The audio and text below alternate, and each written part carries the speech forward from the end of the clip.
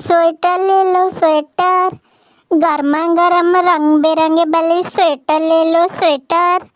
आओ पक्षियों, स्वेटर ले लो स्वेटर, अच्छी वाली स्वेटर ले लो, गर्म वाली स्वेटर ले लो स्वेटर, ले लो स्वेटर। बर्फीली जंगल में जब सर्दी आई तो हर चीज पर बर्फ की सफेद चादर चढ़ गई। ठंडी हवाएं और बर्फीले पेड़, जंगल के भीतर हर तरफ एक शांति का माहौल था। ये समय सिर्फ जंगल के पक्षियों के लिए नहीं, बल्कि जंगल के सारे प्राणियों के लिए कठिन का समय था। उस कठिन के समय में उस जंगल में एक छोटी सी टुनटुनी चिड़िया स्वेटर बेचने का काम करती थी। वो जंगल में पहले भी ठंडी के मौसम में स्वेटर बेचने का काम करती थी। वो चिड़िया पीले रंग की थी और उसका नाम टुनटुनी था। वो सर्दी के मौसम में वो स्वेटर को बेचती थी। टुनटुनी चिड़िया अपने घर में कई तरह की रंग बिरंगी स्वेटर, मफलर और ड्रेसेस बनाए थे, जिसे वो जंगल में जाकर बड़ी आराम से बेचती थी। उसी जंगल में एक कालू कौवा रहता था। कालू मामा कुचाकरी और दोस्त मिजाज के पक्षी थे। कालू कौवा टुनटुनी चिड़िया की मेहनत से बहुत ही नफरत करता था और उसकी परेशानियां बढ़ाने का कोई भी मौका नहीं छोड़ता था। कालू कौवा टुनटुनी से कहता है, टुनटुनी तुम तो बहुत ही मेहनती हो।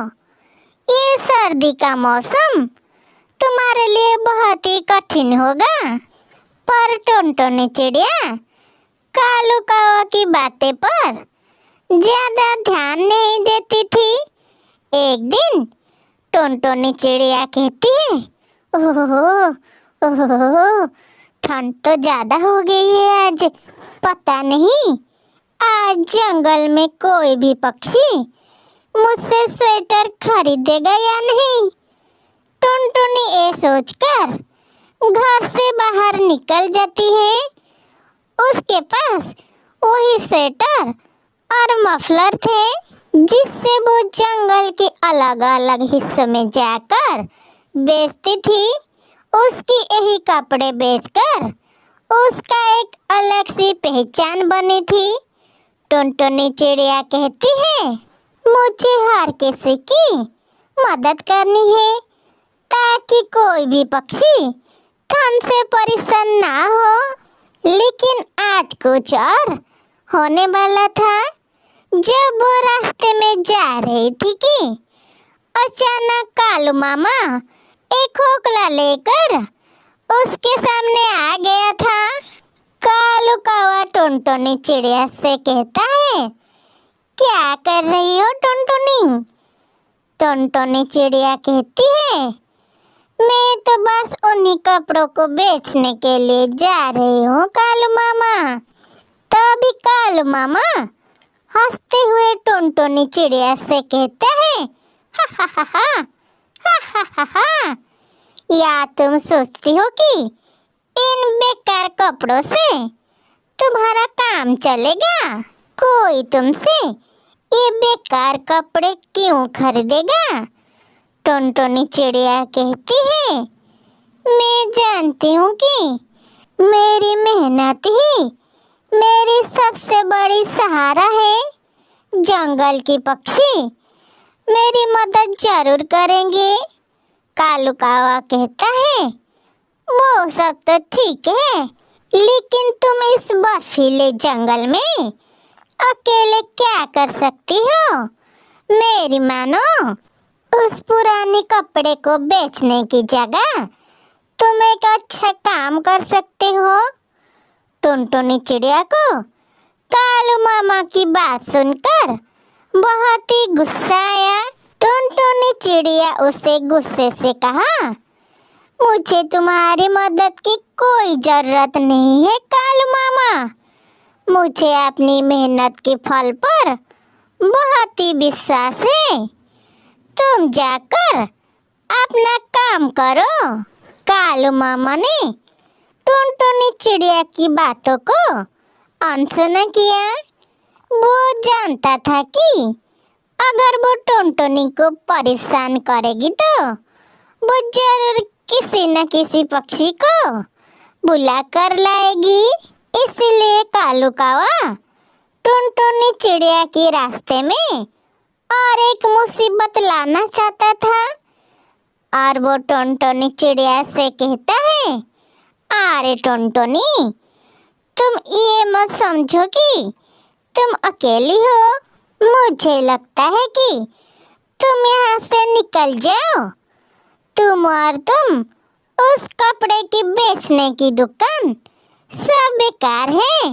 कालू मामा ने अपने मन ही मन एक योजना बनाई और उड़कर टुनटुनी चिड़िया की दुकान पर पहुंच गया और वहां जाकर टुनटुनी चिड़िया की दुकान को तोड़ फोड़ करके सब कुछ बर्बाद कर दिया।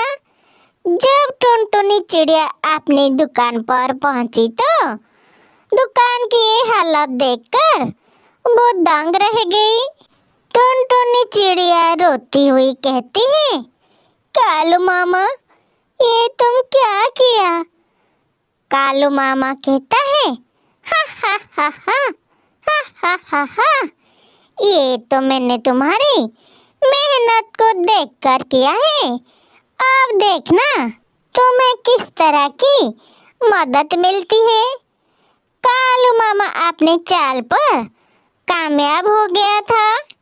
ये सब देखकर टुनटुनी चिड़िया को बहुत ही गुस्सा आया, लेकिन वो हार नहीं मानने वाली थी। टुनटुनी चिड़िया कहती है, मैं हार नहीं मानूंगी। मुझे सब कुछ पहले जैसा करना होगा। वो बिना किसी डर में अपने रास्ते में चलते रहे और जंगल के अंदर हर घर में जाकर अपनी दुकान लगाती रही। उसकी आंखों में बहुत सारी उम्मीदें थी और उसकी विश्वास था कि उसकी मेहनत एक दिन जरूर रंग लाएगी। टुनटुनी चिड़िया कहती है, मुझे अपनी रास्ता खुद बनाना है। टुनटुनी चिड़िया ने दृढ़ निश्चय के साथ तय किया कि वो अपना कपड़ा पक्षियों के जाकर घर घर में बेचेगी। वो पक्षियों को उन्हें कपड़े दिखाती थी। टुनटुनी चिड़िया अपना सारी ताकत लगा दी थी। कभी कभी वो थन से कांपती थी, लेकिन वो हार नहीं मानती थी। कालू मामा ने देखा कि आखिरकार टुनटुनी चिड़िया की मेहनत रंग लाई थी, तब वो बहुत चौंक गया था। धीरे धीरे टुनटुनी चिड़िया के पास बहुत सारे ग्राहक आने लगे थे।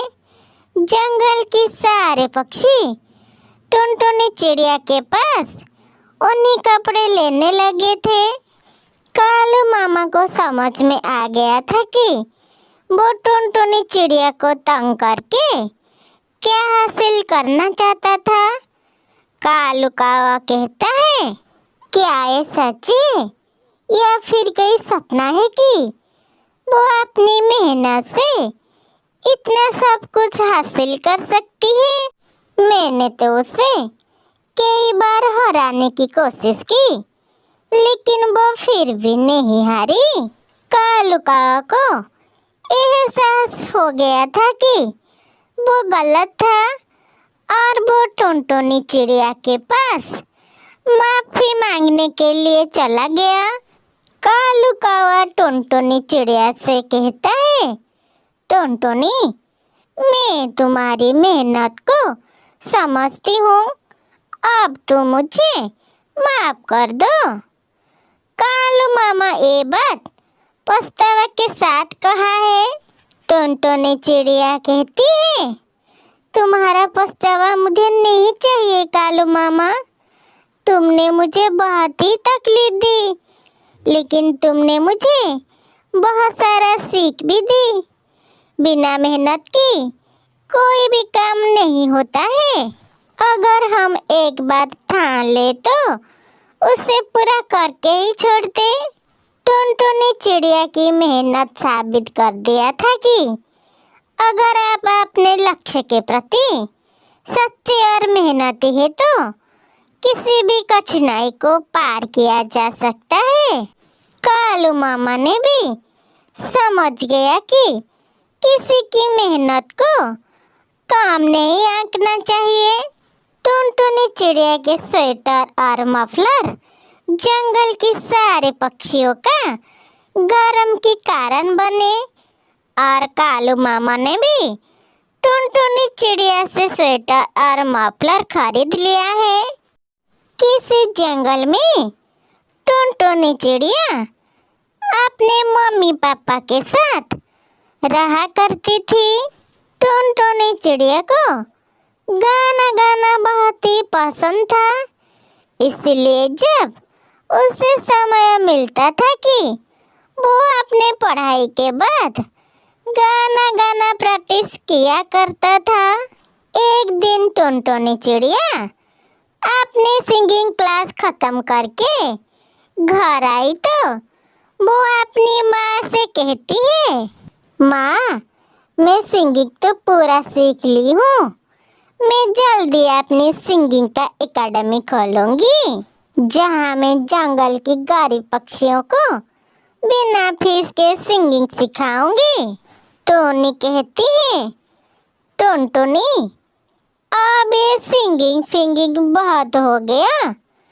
तुझे सिंगिंग बहुत ही पसंद थी ना, इसलिए मैं आज तक तुझे सिंगिंग सीखने के लिए मना नहीं किया। लेकिन तू अब बड़ी हो गई है, कुछ ही दिनों में तेरा शादी हो जाएगी। अब तो अपने ससुराल में जाकर सिंगिंग एकेडमी खोलते रहना।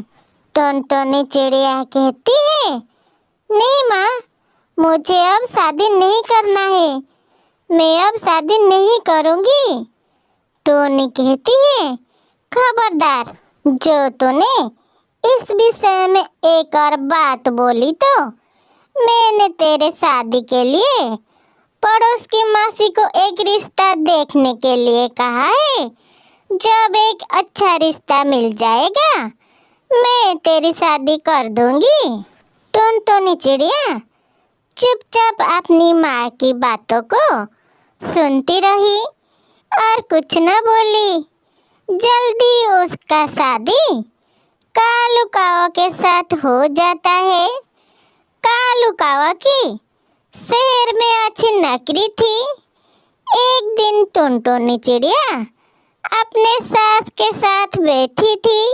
सास कहता है, अरे बहू, मैंने सुना है कि तू शादी से पहले गाना गाती थी। टुनटुनी चिड़िया कहती है, हाँ माँ जी, मुझे सिंगिंग करना बहुत ही अच्छा लगता है। मैंने बहुत ही सारा सिंगिंग सीखा है। मैं सोच रही थी कि अपना सिंगिंग का एकेडमी खोलूं और अपनी हुनर को आगे बढ़ाऊं। आपका तो इतना बड़ा घर है और आपकी आज्ञा हो तो मैं अपनी सिंगिंग का एकेडमी खोलूं। सास कहती है, अरे नहीं नहीं बहू, ये तुम क्या कह रही हो? तुम्हें बहू बनाकर लाई इस घर में, गायिका बनाकर नहीं। मेरा बेटा कालू शहर में बहुत अच्छा कमाता है, तुम्हें कमाने की कोई जरूरत नहीं। अब उठो और जाओ, मेरे लिए एक अच्छा सा चाय बना कर लाओ। तुम्हारी बात सुनकर मेरी सर में दर्द होने लगता है। उस दिन के बाद से ही टुनटुनी चिड़िया ने सिंगिंग एकेडमी के बारे में सोचना बंद कर दिया है। इसी तरह कई दिन और कई महीने गुजर गया। एक दिन टुनटुनी चिड़िया के ऊपर मुसीबत का पहाड़ टूट पड़ा। जब कालू कौवा ऑफिस से घर नहीं लौटा, टुनटुनी चिड़िया उसकी सास से कहती है, माँ जी बहुत देर हो गई है, अभी तक ये ऑफिस से घर वापस नहीं आई है। मेरा जी बहुत ही घबरा रहा है, कहीं कोई अनहोनी न हो जाए इनके साथ। आप जल्दी से जाकर पता करके आ जाइए ना माँ जी। सास कहती है, बहू तू बेकार में जरा सी बात पर परेशान हो जाती है। आ जाएगा कालू, कहीं किसी काम में बिजी होगा। आ जाएगा कालू, थोड़ी सी इंतजार कर ले। इसी तरह पूरी रात गुजर जाती है, पर कालू घर नहीं लौटता है। सुबह होने के बाद टुनटुनी चिड़िया सास से कहती है, माँ जी अब तो आपको ढूंढने के लिए जाना ही होगा। सास कहती है, ठीक है बहू, मैं ढूंढने के लिए जाती हूँ, पर तू हौसला रख। सास एक एक कर कालू को ढूंढने के लिए चला जाता है। जब सुंदरी का भी कालू को ढूंढ रहा था कि उसे कालू रास्ते में मरा हुआ मिला। सुंदरी का भी रोते रोते अपने घर पर पहुंचता है और टुनटुनी चिड़िया से कहती है,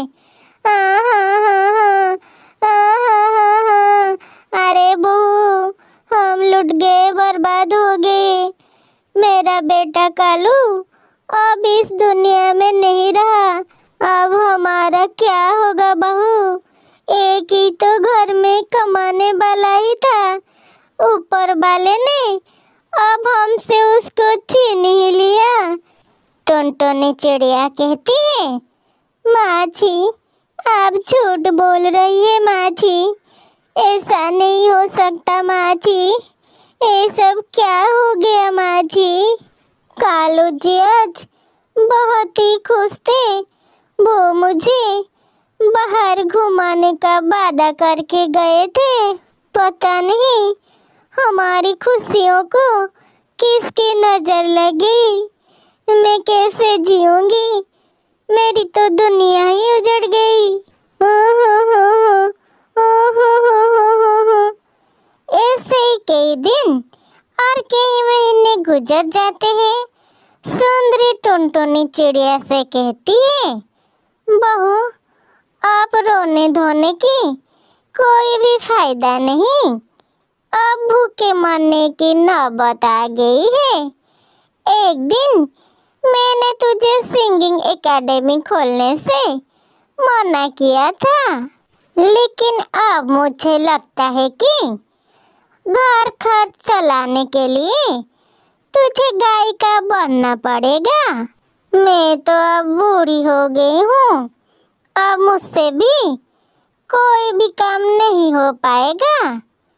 टुनटुनी चिड़िया अपनी सास के बात मानकर सिंगिंग एकेडमी खोल लेती है और बच्चों को सिंगिंग सिखाती रहती है।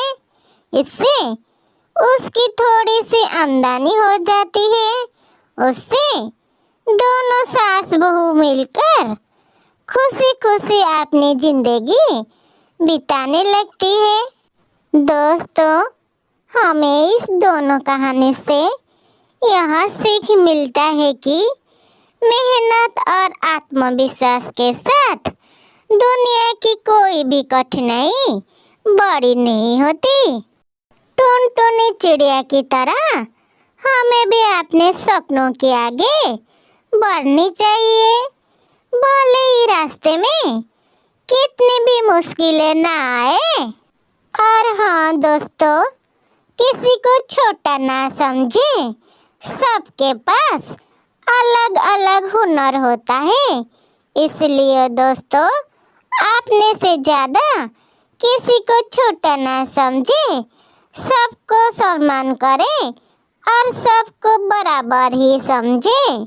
कहानी पसंद आई तो मेरी चैनल को लाइक शेयर सब्सक्राइब कर देना।